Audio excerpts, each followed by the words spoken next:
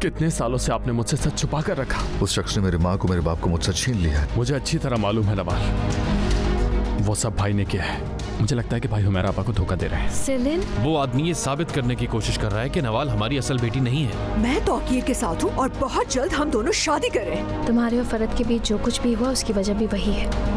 याद रखना, जैसे तुम ऑफिस में दाखिल होगे तो दाएं तरफ वाली पहली अलमारी।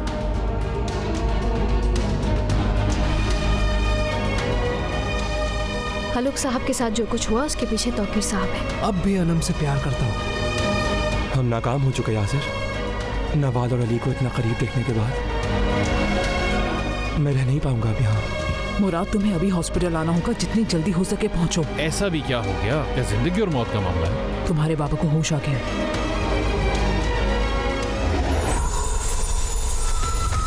देखिए ड्रामा सीरियल नवाल कल रात 7 बजे सिर्फ ऑन टीवी पर।